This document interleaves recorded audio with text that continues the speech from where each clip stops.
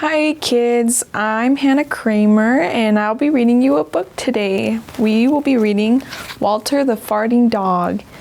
It's a really good book and I hope you enjoy it along with me. Okay, so we're just going to jump right in and we'll just read the introduction. This book's for everyone who is out there and who's ever felt misjudged or misunderstood, so you'll see why here in a second. But yes, the book's called Walter the Farting Dog.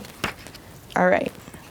So, a fun fact before we get started, there's a spider, if you can see right here where my finger's pointing, on each page. And so if you want to try to look for those, it's pretty fun to try to find them. So there's a little hint for you, or like a little game you can do.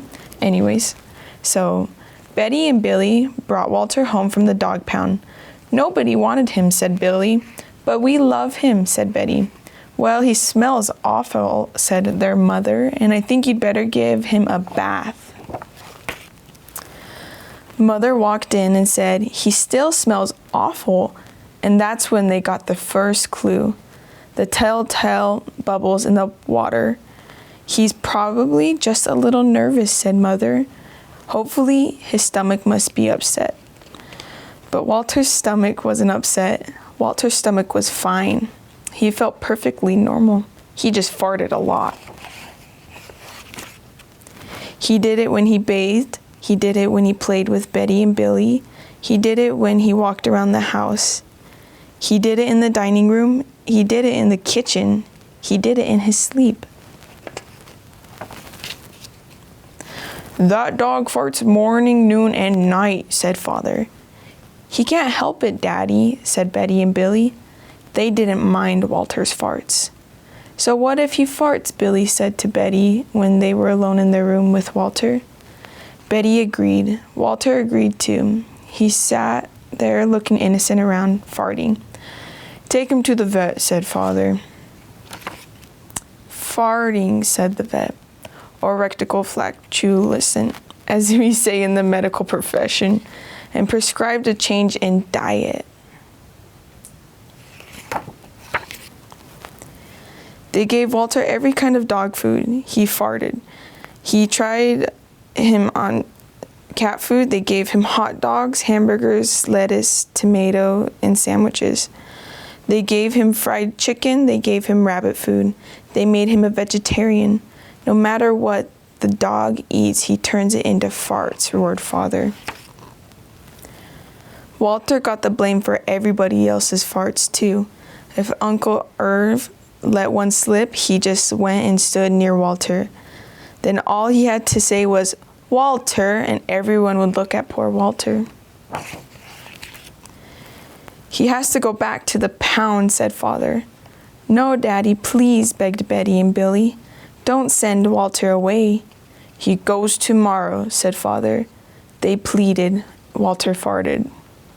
It was all over. That night, Betty and Billy cried in their beds, and Walter looked at them unhappily. Oh, Walter, said Betty, you've got to stop farting, because Father is going to send you back to the pound tomorrow, said Billy. Walter knew how serious that situation was. He'd never seen Betty and Billy again. He resolved to hold in his farts forever. When Betty and Billy fell asleep, he walked down to the kitchen to see if there was anything around him to eat. He managed to open the cupboard door with his nose and found the 25-pound bag of low-fart dog biscuits the vet had prescribed for him, which had made him fart more. Even though he knew they made him fart more, he couldn't resist. He ate the entire bag. Very tasty, said Walter to himself. And then he went and lay down on the sofa. A gigantic gas bubble began to build inside him. This is going to be trouble, he said to himself nervously. He was afraid of what might happen if he let it go. He thought maybe the house would explode, so he kept it in. It wasn't easy. In fact, it was torture. But he had resolved never to fart again. His future depended on it. And as he lay there with his tail wrapped tightly between his legs, he heard a noise at the window. He watched it slowly open. A pair of burglars came through. They dropped silently into the kitchen. "Watch out for the dog," said one of the burglars. "He won't bite," said the other. "He's a wimp." Walter might have bitten them, except he was so filled with gas he couldn't move. They tied a rag around his snout so he couldn't bark. "Okay," whispered the first burglar. "Let's clear the place out." They took everything they could get their hands on. Walter wanted to stop them, but he was having unbearable gas pains. He rolled on his back and waved his paws in the air. He gnashed his teeth. "We've got it all," said the second burglar. "Let's go." That's when Walter let it fly. It was the worst fart of his life. It made a tremendous noise and shot him across the room. A hideous cloud filled the air. Burglars clutched their throats, unable to breathe. With tears in their eyes, they raced for the window. They tried to grab their bag with all their valuables in it, but their arms were too weak. "Let's get out of here." They jumped out the window and ran up the block, choking and gasping for air. Still blinded by Walter's attacks, they stepped into the headlights of an approaching police car. "Hold it right there," said the policeman. When father and mother came down in the morning, they found the open window and they saw the bag with their valuables in it. And Walter was sitting beside it. He still had the rag tied around his snout. You'd have to say he looked heroic. "He saved the silverware," cried mother. "He saved the VCR," cried father.